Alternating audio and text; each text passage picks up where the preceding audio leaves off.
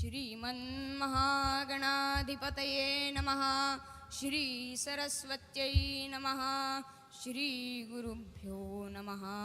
सजयति सिन्धुर्वदनो देवो यत्पादपङ्कजस्मरणं वासरमणिरिवतमसां राशिन्नाशयति विघ्नानाम्। ॐ नमो भगवते वेङ्कटनाथाय स्मरणमात्रसन्तुष्टाय महाभयनिवारणाय महाज्ञान। श्री साईराम। मी इथे पहिल्यांदाच आल्यावर एकदम आनंद झाला आणि सर्वत्र आनंद होता वगैरे। आणि कीर्तनाला जेव्हा उभं राहिलो तेव्हा जाणवत होतं की स्वामी समोर बसलेले आहेत आणि ते पाहतात आहेत, आशीर्वाद देतात आहेत। वारी करत करत हे वारकरी इथे आले का बरं? तर ही वारी 84 लक्षणी वारी। कसे तर 84 लक्ष योनीमधून प्रवास करतानाच्या त्रासातून ही वारी सोडवते। जन्म मरणाते वारी, जन्म आणि मरण या वारीतनं सोडवते। तरी ही वारी का करतात?